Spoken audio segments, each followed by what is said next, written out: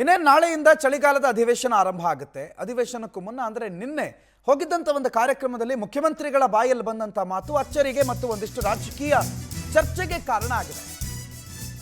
ಮುಖ್ಯಮಂತ್ರಿಗಳು ಅಧಿವೇಶನದ ಹೊತ್ತಲ್ಲೇ ಒಂದು ಹೇಳಿಕೆ ಕೊಟ್ಟಿರೋದು ಅಧಿಕಾರ ಹಂಚಿಕೆಯ ಮಾತಿಗೂ ಕೂಡ ಪುಷ್ಟಿ ನೀಡುವಂತಿದೆ. ನಾನೀಗ ರಾಜಕಾರಣದ ಕೊನೆಗಾಲದಲ್ಲಿದ್ದೀನಿ ಅಂತ ಸಿಎಂ ಹೇಳಿಕೆ ಕೊಡ್ತಾರೆ. ಕೇವಲ 1.5 ವರ್ಷ ಆಡಳಿತ ಮಾತ್ರ ಆಗಿರೋದು. ಚಾಮರಾಜನಗರದಲ್ಲಿ ಸಿಎಂ ಸಿದ್ದರಾಮಯ್ಯ ಆಡುವಂಥ ಮಾತು ಸಂಚಲನವನ್ನ ಸೃಷ್ಟಿ ಮಾಡುತ್ತೆ. ರಾಜಕೀಯ ನಿವೃತ್ತಿ ಬಗ್ಗೆ ಯಾಕೆ ಮಾತನಾಡಿದ್ರು? ಒಪ್ಪಂದ ನಿಜಾನ? ಡಿಸಿಎಂ ಮತ್ತು ಸಿಎಂ ನಡುವೆ ಏನಾದರೂ ಒಪ್ಪಂದ ಆಗಿದೆ ಅನ್ನುವಂಥ ಮಾತುಗಳೇನಿದೆ ಅದು ಹಾಗಾದ್ರೆ ಸತ್ಯನ? ಸಿದ್ದರಾಮಯ್ಯನವರು ಕೂಡ ಅದಕ್ಕೆ ಒಂದು ರೀತಿ ಪರೋಕ್ಷವಾಗಿ ಹೌದು ಅನ್ನೋ ರೀತಿಯಲ್ಲಿ ಮಾತಾಡಿದ್ರ? ಅದಾಗಿ 2 ದಿನಕ್ಕೆ ಮೊನ್ನೆ ಆ ಬಗ್ಗೆ ಮಾತಾಯಿತು. 2 ದಿನಕ್ಕೆ ನಾನು ಕೊನೆಗಾಲದಲ್ಲಿದ್ದೀನಿ, ರಾಜಕೀಯ ಕೊನೆಗಾಲದಲ್ಲಿದ್ದೀನಿ ಅಂತ ಹೇಳಿದ್ದಾರೆ ಸಿದ್ದರಾಮಯ್ಯನವರು. ಟೆಕ್ನಿಕಲಿ ಹಿಂದೆ ಹೇಳಿದ್ರಂತೆ. ಎಸ್, ಏನು ಹೇಳಿದ್ರು ಹಾಗಾದ್ರೆ ಚಾಮರಾಜಪೇಟೆಯಲ್ಲಿ ಕೇಳಿಸ್ಕೊಳ್ಳಿ. ನಾನು ರಾಚಯ್ಯನವರು ಇಲ್ಲಿ ಬಂದು ಚಾಮರಾಜನಗರದಲ್ಲಿ ಉದ್ಘಾಟನೆ ಮಾಡಿದವು ಹೊಸ ಜಿಲ್ಲೆಯನ್ನ. ನಾನು ಮಂತ್ರಿ ಕೆಲಸ ಹೋಗಲೇ ಇಲ್ಲ. ನಾನು 2 ಸಾರಿ ಮುಖ್ಯಮಂತ್ರಿ ಆದೆ. ರಾಚಯ್ಯನವರ ರಾಜಕೀಯದ ಕೊನೆಗಾಲ. ರಾಚಯ್ಯನವರು ಕೂಡ ನಂಬ್ತಾ ಇರಲಿಲ್ಲ ಈ ಮೌಢ್ಯಗಳು, ನಾನು ನಂಬ್ತಾ ಇರಲಿಲ್ಲ.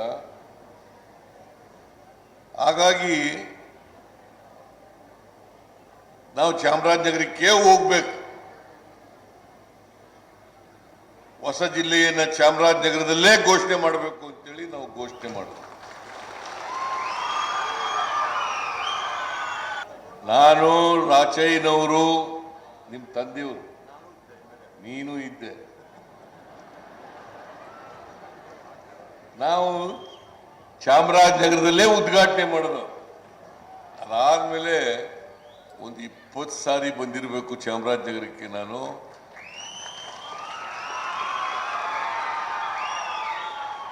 ಮುಖ್ಯಮಂತ್ರಿ ಸ್ಥಾನ ಹೋಗೋದ್ರ ಬದಲು ಅದು ಇನ್ನೂ ಗಟ್ಟಿಯಾಯಿತು.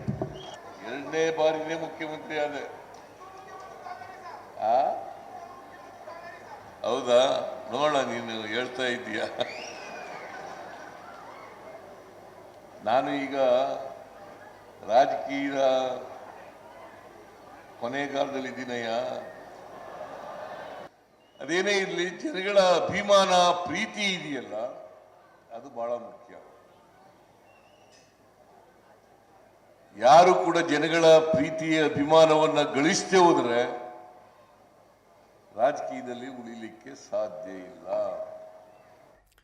ಮಾಹಿತಿ ಕೊಡ್ತಾರೆ ನಮ್ಮ ಪ್ರತಿನಿಧಿ ರೂಪೇಶ್, ನೇರ ಸಂಪರ್ಕದಲ್ಲಿ ಜಾಯ್ನ್ ಆಗಿದ್ದಾರೆ. ರೂಪೇಶ್, ಚುನಾವಣೆಗೂ ಮುನ್ನ ಸಿದ್ದರಾಮಯ್ಯನವರು ಒಂದು ಮಾತಾಡಿದ್ರು, ಇದು ನನ್ನ ಕೊನೆ ಚುನಾವಣೆ, ಇದು ನನ್ನ ಕೊನೆ ಟರ್ಮು, ನಾನು ಮತ್ತೆ ಚುನಾವಣೆಗೆ ನಿಲ್ಲಲ್ಲ ಅಂತ.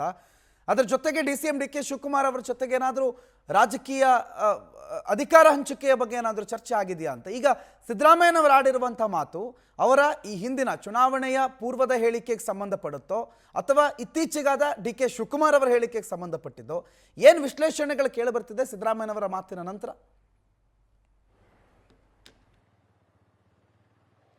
ಪ್ರಣೋತ್, ಸಿದ್ದರಾಮಯ್ಯನವರು ನಿನ್ನೆ ಒಂದು ಕಾರ್ಯಕ್ರಮದಲ್ಲಿ ಚಾಮರಾಜಪೇಟೆ ಚಾಮರಾಜನಗರದ ಯಳಂದೂರಿನಲ್ಲಿ ಒಂದು ಕಾರ್ಯಕ್ರಮ ಅಟೆಂಡ್ ಮಾಡ್ತಾರೆ. ಈ ಕಾರ್ಯಕ್ರಮದಲ್ಲಿ ಒಂದಿಷ್ಟು ಮಾತುಗಳನ್ನು ಸುದೀರ್ಘವಾಗಿ ಮಾತಾಡ್ತಾ ಹೋಗ್ತಾರೆ. ಯಾಕಂತ ಹಳೆ ಮೈಸೂರು ಭಾಗ ಅಂತ ಹೇಳಿದ್ರೆ ಅವ್ರಿಗೊಂದಿಷ್ಟು ಭಾವನಾತ್ಮಕ ಸಂಬಂಧಗಳಿರುತ್ತೆ. ಹೀಗಾಗಿ ಮೈಸೂರು, ವರುಣ, ಅದೇ ರೀತಿ ಚಾಮರಾಜನಗರ ಸೇರಿದಂತೆ ಹಲವಾರು ಪ್ರದೇಶಗಳಿಗೆ ಹೋದಾಗ ಒಂದು ಮನಸ್ಸು ಬಿಚ್ಚಿ ಮಾತಾಡ್ತಾರೆ. ನಿನ್ನೆ ಕೂಡ ಅದೇ ರೀತಿ ಆಗಿತ್ತು. ಆ ಕಾರ್ಯಕ್ರಮದಲ್ಲಿ ಮಾತಾಡಬೇಕಾದ್ರೆ ಒಬ್ಬ ವ್ಯಕ್ತಿ ಎದ್ದು ಮಾತಾಡ್ತಾರೆ, 3ನೇ ಬಾರಿ ನೀವು CM ಆಗ್ಬೇಕು ಸರ್, ನೀವು CM ಆಗ್ತೀರಿ ಅಂತೇಳಿ. CM ಸಿದ್ದರಾಮಯ್ಯ ಹೌದು ನಾನು ಆಗ್ತೀನಿ ಅಂತೇಳಿ ಹೇಳೋದಿಲ್ಲ.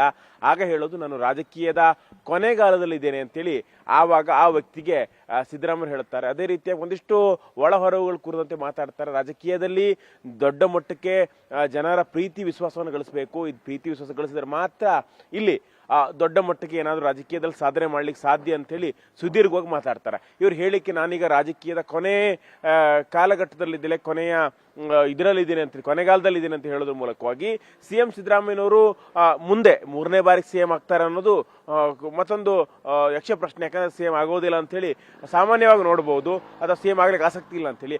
ಆದ್ರೆ ಈಗ ಎರಡನೇ ಟರ್ಮ್ ಅನ್ನು ಕೂಡ ಅವರು ಎರಡನೇ ಟರ್ಮ್ ಅನ್ನ ಪೂರ್ತಿ ಮುಗಿಸ್ತಾರ ಅನ್ನೋ ಪ್ರಶ್ನೆಗಳು ಇದೀಗ ಕಾಡ್ತಾ ಇದೆ. ಹೀಗಾಗಿ ಅವರ ಮಾತುಗಳು ಯಾವ್ದು ಕೇಳಿದ್ರು ಮೂರನೇ ಬಾರಿ ಸಿಎಂ ಆಗ್ತಾರ ಅಂತ ಹೇಳಿ ಆಗೋದಿಲ್ಲ ಅಂತೇಳಿ ಹೇಳಿದ್ರು, ಅಥವಾ ಈಗ ಎರಡು ವರ್ಷಕ್ಕೆ ಅಧಿಕಾರ ತ್ಯಾಗ ಮಾಡಿ ಒಪ್ಪಂದದ ಪ್ರಕಾರವಾಗಿ ಮತ್ತೊಬ್ಬರಿಗೆ ಸ್ಥಾನವನ್ನು ಬಿಟ್ಟುಕೊಡುವಂತಹ ಚರ್ಚೆಯನ್ನ ಹುಟ್ಟು ಹಾಕಿದ್ರು ಅಂತೇಳಿ ಸದ್ಯಕ್ಕೆ ಪ್ರಶ್ನೆ. ಯಾಕಂತ ಹೇಳಿದ್ರೆ ಸಿಎಂ ಸಿದ್ದರಾಮಯ್ಯನವರು ಮಾತಾಡಿದ್ರು ಕೂಡ ಒಂದಿಷ್ಟು ಲಾಜಿಕ್ ಇಟ್ಕೊಂಡು ಮಾತಾಡ್ತಾರೆ, ಸಬು ಬಿಡ್ಕೊಂಡು ಮಾತಾಡ್ತಾರೆ, ಒಳ ಹೊರಗೊಂದು ಮಾಡೋದಿಲ್ಲ, ಮನಸ್ಸಲ್ಲಿ ಇದ್ದದ್ದನ್ನು ಹೇಳ್ತೀನಿ ಅಂತೇಳಿ. ಹೀಗಾಗಿ ಸಿದ್ದರಾಮಯ್ಯನ ಮನಸ್ಸಲ್ಲೂ ಕೂಡ ಅದೇ ಇದೆ. ಅವ್ರಿಗೆ ಅನಿಸಿದೆ ನಾನು ರಾಜಕೀಯದ ಕೊನೆಗಾಲದಲ್ಲಿ ಇದ್ದೇನೆ ಅಂತೇಳಿ ಅನಿಸಿದೆ ಅನ್ಸುತ್ತೆ. ಹೀಗಾಗಿ ಈ ಪ್ರಶ್ನೆ ಯಾಕೆ ಬರುತ್ತೆ, ಈಗ ಅಧಿಕಾರ ಹಂಚಿಕೆ ಒಳ ಒಪ್ಪಂದ ಅಥವಾ ಒಪ್ಪಂದದ ರಾಜಕೀಯ ಒಂದಿಷ್ಟು ಚರ್ಚೆಗಳಾಗ್ತಾ ಇದೆ. ಹೀಗಾಗಿ ಹೈಕಮಾಂಡ್ ಕೂಡ ಹೇಳಿದೆ ಒಂದಿಷ್ಟು ವರ್ಷಗಳ ನಂತರ ಸಿಎಂ ಸ್ಥಾನವನ್ನು ಬಿಟ್ಕೊಡ್ಬೇಕು ಅಂತೇಳಿ ಹೇಳಿದೆ ಅಂತೇಳಿ ಒಂದಿಷ್ಟು ದೊಡ್ಡ ಚರ್ಚೆಗಳನ್ನ ಈ ಒಂದು ಸರ್ಕಾರ ರಚಿಸುವಾಗ ಬಂದಿತ್ತು.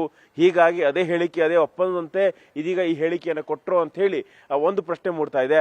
ಒಟ್ಟಾರಾಗಿ ಈಗಂತೂ ಅಧಿಕಾರ ಹಂಚಿಕೆ ಮಾತುಕತೆ ಚರ್ಚೆ ಏನಿತ್ತು ಇದಕ್ಕೆ ಸಂಬಂಧಪಟ್ಟಂತ ಸಿದ್ದರಾಮಯ್ಯ ಹೇಳಿಕೆ ಇದೀಗ ಆ ಒಂದು ಅಧಿಕಾರ ಬಿಟ್ಟುಕೊಡ್ತಾರೆ, ಸಿಎಂ ಸ್ಥಾನವನ್ನು ಬಿಟ್ಟುಕೊಡ್ತಾರೆ ಅಂತ ಚರ್ಚೆಗೆ ಒಂದು ಬಲ ಕೊಡ್ತಾ ಇದೆ, ಒಂದಿಷ್ಟು ಒಂದು ಸಪೋರ್ಟ್ ಕೂಡ ಮಾಡ್ತಾ ಇದೆ ಅಂತೇಳಿ ಹೇಳ್ಬಹುದು. ಪ್ರಣುತ್, ಥ್ಯಾಂಕ್ ಯು ರೂಪೇಶ್ ಮಾಹಿತಿಗೆ.